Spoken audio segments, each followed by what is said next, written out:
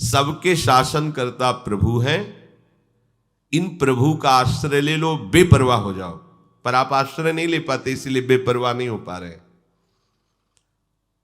अगर आप आश्रय तत्व को जान जाएंगे तो आज से ही जीवन मुक्त अवस्था का आनंद लेने लगेंगे। पर हम लोग वाणी से आश्रय की बात करते और रहते अहम में हैं। अहम का भी जो संचालन करता है, शासन करता है, वो हमारे प्रभु श्री कृष्ण हैं। इसीलिए कहते तुम तो केवल मेरा चिंतन करो, योगक्षेम का वाहन मैं करूंगा, काहे को परेशान होते हो। पर परेशान होना है जीव का स्वभाव बन गया है। वो बिना परेशानी के रह नहीं सकता, वो परेशानी पैदा करता है। अपने लोग बचना चाहते परेशानी से, पर जिस परेशानी से बचना चाहते हैं उसी परेशानी को गले लगाते हैं और सोचते हैं इससे बच जाएंगे। रुपया हो जाए तो परेशानी से बच जाएंगे, हमारा सम्मान होने लगे तो परेशानी से बच जाएंगे, लोग हमें जानने लगे तो परेशानी से। ये सब परेशानी पैदा कर रहे हो, यही तो परेशानी है। भगवान मिल जाए तो परेशानी से बच जाओ, ये कहां कोई जान पा रहा है। माया मिल जाए तो हम परेशानी से बच जाए, प्रॉब्लम ही प्रॉब्लम। चाहे जिधर देख लो सब समस्या ही समस्या। भगवान के बिना समस्या का समाधान नहीं होना। हमारी समस्याओं का समाधान एकमात्र प्रभु श्री हरि से ही होगा। जब हम जानते हैं कि हमारे अहम पर, मन पर, इंद्रियों पर एकमात्र शासन भगवान का है, तो हम काहे को अहंकार करें कि हम ठीक कर लेंगे। ऐसे हो जाओ तो सीधे उनका शासन चलेगा और उनके शासन का परिणाम होगा शास्त्र सम्मत जीवन। शास्त्र के विरुद्ध आचरण नहीं रह जाएगा। जब अहम का शासन होता है तो नाना प्रकार के पापाचरण होते हैं, और जब भगवान का शासन स्वीकार हो जाता है तो निष्पाप और महात्मा हो जाता है, चाहे गृहस्थ में हो चाहे विरक्त में हो। ये ध्यान रखना चाहिए। सब ईश्वरों के भी ईश्वर, सबको प्रकाश देने वाले सर्व सामर्थ्यशाली हमारे आराध्य देव हैं। बस तभी तो गोस्वामी जी ने बहुत विचार करके लिखा है, हौ हार्यो करि जतन विविध विधि अतिशय प्रबल अजय, तुलसीदास बस होए तबहि जब प्रभु पेरक बरजय। वो डांट दे तो अभी ठीक हो जाए, तो क्या करें, हार जाओ और प्रभु की शरण में हो जाओ। पर ये नाटक हारने का करता है, असली में नहीं हारता है, इसलिए प्रभु भी मुस्कुराते रहते हैं। आगे तो प्रभु के सामने कहेगा मैं हार गया, और पीछे कहेगा मैं देख लूंगा, अभी कुछ बकाया है। जब तक थोड़ा अहंकार बकाया है तब तक इनका प्रभाव नहीं समझ में आता प्रभु का। जहां अहंकार खत्म हुआ वहीं प्रभु का अवतार हो जाएगा आपके जीवन में। प्रभु आपके हृदय में प्रकाशित हो जाएंगे। जैसे अहंकार रहित होकर के आश्रय अन्य बिल्कुल ना रह करके द्रौपदी ने पुकारा तो वस्त्रावतार हो गया, ऐसे ही आपके अंदर भाव का प्रादुर्भाव हो जाएगा। भगवान भाव स्वरूप से वो बस लाडली जी को रिझा लिया, भाव आ गया तो भावोत्सवेन भजताम रस काम धेनुम। हमारी महारानी जी हम पर कृपालु हो जाएंगी, अपनी सेवा में हमें बुला लेंगी यदि हमारे अंदर भाव कौन है, यही प्रभु श्री कृष्ण ही है। ये भाव में है, ये चिदानंद भाव किसी साधना का फल नहीं है। ये प्रभु ही भाव स्वरूप से प्रकाशित हो जाते हैं, उसी भाव से लाडली जो रीझ जाती है, वो भाव भगवत स्वरूप है। हम क्यों परेशान हैं, बस प्रभु से बिलग हैं इसलिए परेशान। क्या परेशानी है, सही माने में देखो क्या परेशानी है। जब हमारे मालिक, हमारे स्वामी और हमारे ही नहीं समस्त जगत के शासक है, वो कह रहे हैं तुम चिंता मत करो। हमें चिंता नहीं करनी चाहिए, पर हम चिंता क्यों करते हैं, क्योंकि आश्रय अहम का है, मैं का है, प्रभु का नहीं है, इसीलिए ऐसा होता है। अणोरणीयान शम, प्रभु इतने छोटे हैं, इतने छोटे हैं कि सूक्ष्मदर्शी से भी नहीं देखे जा सकते। प्रभु को देखना तो बात, आज तक कोई भी वैज्ञानिक जीव को देख पाया है? कोई भी वैज्ञानिक, चलो जीव भी छोड़ो तो भगवान का दिव्य अंश मन को एक्सरा किया, देखो ये मन टहल रहा है, नहीं। नेत्र गोलक को तुम देख सकते हो, ऑपरेशन कर सकते हो, लेकिन नेत्रेंद्री का नहीं। मन के चिंतन स्वरूप परिणाम स्थिति को आप देख सकते हो कि ये डिप्रेशन में जा रहा है, ये आनंदित हो रहा है, ये शोकित हो रहा है, पर मन को नहीं। फिर अत्यंत सूक्ष्म भगवान को कैसे कोई देख सकता है? वो इतने छोटे हैं, इतने छोटे हैं कि उनसे छोटा कोई है ही नहीं। अणोरणीयांशम, बहुत सूक्ष्म है। इसीलिए उनके प्रेम को भी कहा गया है सूक्ष्म तरम। प्रेम तो प्रभु से भी सूक्ष्म है, तभी तो इन सूक्ष्म प्रभु को भी अपने अधीन किए हुए है। वो इतना सूक्ष्म है कि सूक्ष्म प्रभु को भी अधीन करके सामने प्रकाशित कर देता है, जिसे सूक्ष्म तत्व कहा गया। कोई नहीं देख सकता, कोई नहीं जान सकता, प्रेम उनको भी अधीन करे। सूक्ष्म तरम, ये सूक्ष्म है। अणोरणीयांशम, लेकिन प्रेम सूक्ष्म तरम, वो इनसे भी सूक्ष्म है, इसलिए इनको भी अधीन कर लेता है। भगवान का एक नाम है भक्ताधीन। आया भक्ताधीन मनः पूज्यो भक्ता नाम अभयंकर। तो भक्ताधीन, भक्त के पास क्या होता है जिससे प्रभु अधीन हो जाते हैं? बोले प्रेम। प्रेम अधीन कर लेता है प्रभु को। श्री सूक्ष्मतरम,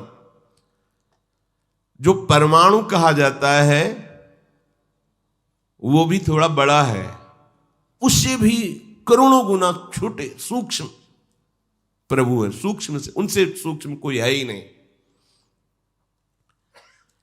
अब इतने सूक्ष्म को ये मन बुद्धि कैसे पकड़ पाएंगे? इनकी तो क्षमता ही नहीं। ये सामने ही देख सकते हैं, लौट कर नहीं देख सकते मन बुद्धि। ये जहां प्रकाश पड़ रहा है माया को केवल इतनी गति है, लेकिन जो सबका परम प्रकाश है वही आके मन बुद्धि में स्फुरित हो जाता है। ये कृपा है उनकी। नहीं, अतर्क मन बुद्धि की तर्कना से परे है भगवत तत्व।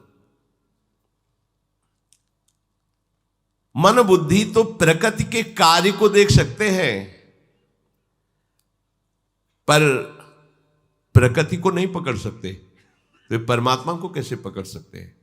प्रकृति के कार्य बाह्य बस। फिर परमात्मा के एक अंश से प्रकृति प्रकाशित है। जब प्रकृति को ही नहीं पकड़ सकते तो ये परमात्मा को कैसे पकड़ सकते हैं? आज तक किसी ने बताया हो कि ये माया है, हमने पकड़ लिया, माया को हमने पकड़ लिया। सब बोलते हैं माया ने हमें पकड़ लिया, लेकिन पूछो कौन, क्या है स्वरूप माया का, कहां पकड़े हैं? सब बोले माया, माया ग्रसित है इसीलिए ऐसा है। वो उसको बोल रहा है माया, और स्वयं माया ग्रसित है, और दोनों परिचय नहीं जानते कि माया किसे कहते हैं। प्रकृति को ही पकड़ पाना मन बुद्धि की बात नहीं, फिर परमात्मा को पकड़ लेना अत्यंत सूक्ष्म। सूक्ष्मता की अंतिम सीमा श्री कृष्ण है। देखो इसका मतलब क्या हुआ? हम कहीं भी होंगे वहां भी हमारे श्री कृष्ण है। कहीं भी होंगे, कितना निर्भय हो जाओगे जब आप श्री कृष्ण का बल हृदय में धारण करोगे। प्रभु अणोरणीयांशमा, तो महतो महीयान, इतने बड़े हैं, इतने बड़े हैं कि इनसे बड़ा कोई है ही नहीं। ये कितने आनंद की बात। हमारा आराध्य देव इतने बड़े हैं कि जैसे एक ये रोम है ना, रोम में एक जो एक बिंदु सा दिखाई देता है उसे रोमकूप कहते हैं। भगवान के एक रोमकूप में करोड़ों ब्रह्मांड ऐसे लगे रहते हैं। जैसे गूलर का पेड़ देखो ना, तो लाखों करोड़ों गूलर एक डाली में ऐसे छोटी छोटी लाल लाल, और उनके भीतर देखो तो ऐसे पंख वाले भुनगे होंगे छोटे छोटे। हम सब भुनगे की तरह एक एक ब्रह्मांड में है। भगवान के रोमकूप में करोड़ों ब्रह्मांड। ब्रह्मांड निकाया निर्मित माया रोम रोम प्रतिवेद कहे। ये करोड़ों ब्रह्मांड एक रोम को, इतने बड़े हैं भगवान हमारे। इतने छोटे कि उनसे छोटा कोई है, इतने बड़े कि उनसे बड़ा कोई है। मैं तो महीयान सर्वस्व धातारम। ओहो, अनंत कोटि ब्रह्मांडों को अपने में धारण करते हैं। दिखरावा ते माते अद्भुत रूप प्रचंड, रोम रोम प्रतिलागे कोटि कोटि ब्रह्मांड। ब्रह्मांड निकाया निर्मित माया, रोम रोम प्रतिवेद कहे। सर्वस्व धातारम, अनंत कोटि ब्रह्मांडों का पोषण करते हैं, धाता है। जैसे माता अपने बच्चों का पोषण करती है, अनंत जीवों का पोषण। देखो ऐसे ऐसे सुंदर रंग बिरंगे पक्षी हैं कि चित्त लुभायमान हो जाए। उनको किसने रंगा? एक ही पक्षी के कई रंग शरीर में है। चोंच ऐसी तो यहां के बाल अलग, तो ऐसे अलग, कैसा सुंदर। और सबका भरण पोषण, सबका भरण पोषण अनंत जीवों का। ओहो धातारम। जब अनंत जीवों का कर रहे हैं तो आपका भी कर रहे हैं। ये भगवान का परिचय देने का मतलब क्या समझ रहे हो? सबसे बड़े कवि अर्थात विद्वान, विद्या संपन्न, ज्ञान संपन्न हमारे भगवान है। पुराणम सबसे पुराने पूर्वज महान हमारे भगवान है। अनुशासितारम सब पर शासन, ईश्वरों के भी ईश्वर भगवान श्री कृष्ण का है। जितने भी शास्त्र हैं, गुरु हैं, संत हैं, सबके ऊपर इन्हीं का शासन है। जितने भी अनंत ब्रह्मांडों में जितने गुरुदेव, जितने शास्त्र, जितने संत, जितने महापुरुष, सब पर शासन। कोई भी ऐसा नहीं है जो गुरु कृपा के बिना बोध को प्राप्त हुआ हो। तो सब गुरुओं का गुरु परम गुरु श्री कृष्ण आए। आखिरी में यहीं से शुरू होता है आखिरी, इसीलिए इनको वंदे कृष्णम जगत गुरुम। कोई भी हो, जितने भी शास्त्र हैं सब इन्हीं गुरु की वाणी है। जितने भी गुरुदेव हैं सब इन्हीं की कृपा से अपने स्वरूप को प्राप्त होते हैं। जितने भी संत महात्मा हैं इन्हीं की कृपा कोर से माया मुक्त होकर अपने अपने भाव के अनुसार इनका अनुभव करते हैं। अनुशासितारम, सब पर शासन। ये जानकर हमें प्रफुल्लित होना है कि मेरे स्वामी ऐसे हैं। केवल ऐसा ही नहीं है कि उनको तुम माखन चोर कह दो, तुम उनको ऐसा वैसा शब्दों से उच्चारण। कौन है? स्वयं परिचय बता रहे हैं। कविम पुराणा मनुशासितारो मनोरणीयांश मनुस्मरेद्या सर्वस्व धातारम अचिंत रूपो मादित्य वर्णम तमसः परस्तात। मैं छोटे से भी छोटा हूं, मैं महान से भी महान हूं। सर्वस्व धातारम, अनंत कोटि ब्रह्मांडों को अपने में धारण करता हूं और अपने से ही पोषण करता हूं। आप अपने 3.5 हाथ शरीर को अपना मैं मान के पोषण करने के लिए परेशान है। 2-4 परिवार के लोगों को अपना मानकर टेंशन में है, कैसे क्या होगा। अनंत ब्रह्मांडों को अपने में धारण करके और सबका भरण पोषण कर रहा, वो मेरा स्वामी है। मेरा भरण पोषण नहीं करेगा? अरे मेरा भी भरण पोषण। तुम गर्भ में क्या कर रहे थे? तुम्हारा भरण पोषण हुआ कि नहीं? तुम बाहर प्रकट हुए, तुम्हारे दांत नहीं थे, मर जाते अगर वो भरण पोषण की व्यवस्था न करता। मां के वक्षा स्थल में ही अनुकूल दूध की रचना कर दी। उतना ही गर्म, उतना ही मीठा, उतना ही पावर जितना हम पचा सकते। कितना कृपालु है। हम समझते हैं अहम से हम अपना भरण पोषण कर रहे हैं। सर्वस्व धातारम, वो सबका भरण पोषण कर रहा है मेरा आराध्य देव।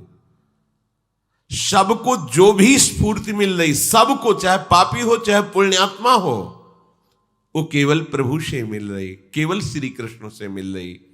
इसी बात को जानकर महात्मा जन सब में भगवत भाव से प्रणाम करते हैं कि बाहरी लीलाएं 3 गुणों के अनुसार, कहीं राक्षसी, कहीं राजसी, कहीं सात्विक, पर इनको जो स्फुरना मिल रही, जो सामर्थ्य मिल रही, जो पावर मिल रहा है, वो श्री कृष्ण से ही मिल रहा है।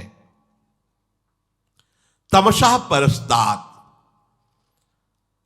पर यह बात तुम तभी जान सकते हो जब अज्ञान से ऊपर उठोगे, क्योंकि ये परमात्म तत्व अज्ञान से नहीं जाना जा सकता। अज्ञान सीधा अर्थ देह भाव, यही अज्ञान है। फिर इसकी व्याख्या विस्तार से करते रहो। मूल अज्ञान का स्वरूप अपने स्वरूप का विस्मरण करके अपने को देह मानना है। बस इसी की परीक्षा कर लो कि आप अज्ञानी हो कि ज्ञानी हो। शरीर में ममता है, अहमता है, ये अज्ञान का लक्षण है। अज्ञान से युक्त हम परमात्मा को, प्रभु को नहीं जान सकते, क्योंकि अज्ञान से अत्यंत परे है, अज्ञान से सर्वथा रहित है। तमसः परस्तात्, तमसः अंधकार, अज्ञान अंधकार से वो परे है। लेश मात्र भी अज्ञान रहेगा तो आप प्रभु को नहीं जान पाएंगे।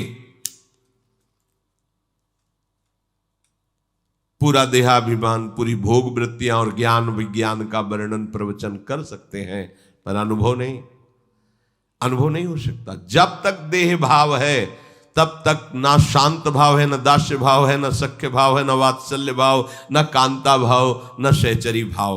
वो देह भाव से विषयों का ही चिंतन करता रहेगा। देह भाव छूटा कि फिर उसकी योग्यता उसके भाव के अनुसार हो जाती है। आदित्य वर्णम,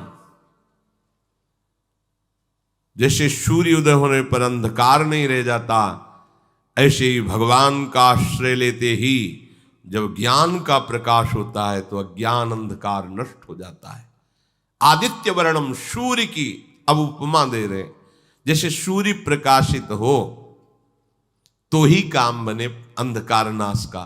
नहीं, जितनी भी प्रकाश की वस्तुएं सब कर दी जाए, बड़े बड़े पहाड़ों में आग लगा दी जाए, खूब बड़े बड़े हाइलोजन लगा दिए जाए, जगह जगह मोमबत्ती, दीपक, जो भी आप कर पाओ, पर क्या अंधकार का नाश हो जाएगा? नहीं होगा। जहां ये प्रकाश की व्यवस्था नहीं होगी, बगल में ही अंधकार छाया रहे। और सूर्य उदय भी नहीं होता, उसके पहले ही अंधकार नष्ट हो जाता है। देखो, सूर्य उदय नहीं हुआ पर प्रकाश छाने लगता है। हमें उस समय किसी लाइट की जरूरत नहीं होती। अभी देख लेना, सूर्य जैसे जैसे उदय होने का नजदीक समय आएगा, अंधकार नष्ट हो जाएगा। सूर्य उदय हुआ कि फिर अंधकार की खोज भी नहीं, घर की आंतरिक कोठरी में भी प्रकाश झलकने लगता है। ऐसे ही चाहे जितना साधन कर लो, वही हाइलोजन, मोमबत्ती, ये सब प्रकाश, अंधकार नहीं जाने वाला। एकमात्र सूर्य ही है जो अंधकार का नाश कर देता है। एकमात्र भगवान का आश्रय और उनका निरंतर सुमिरन ही तुम्हारे अज्ञान अंधकार को नष्ट करेगा। अन्य तपस्या आदि बड़े बड़े साधन वही है अंधकार नष्ट करने की यंत्र, लेकिन सूर्य नहीं है। सूर्य कौन है? आदित्य वर्णम, भगवान। भगवान का आश्रय, भगवत भजन, ये सूर्य की तरह प्रकाश। हृदय में कहीं भी अंधकार नहीं। अज्ञान तिमिरांधस्य ज्ञानांजन शलाकया चक्षुरुन्मीलितम मेन तस्मै श्री गुरुवे नमः। वो हमारे नेत्रों में ज्ञान का प्रकाश कर देते हैं, अज्ञान अंधकार का नाश हो जाता है। इसलिए भगवान को कहा कि मन बुद्धि आदि को भी जहां से प्रकाश प्राप्त होता है, अज्ञान का सर्वथा जहां से नाश हो जाता है, वो हमारे प्रभु श्री हरि है। आदित्य वर्णम अनुस्मरेत अचिंत्य रूपम। बहुत समझने का विषय है। हमारे प्रभु का रूप कैसा, आप भाव करें तैसा। अचिंत्य रूपम, उनका क्या स्वरूप है, आप जैसा भाव करें।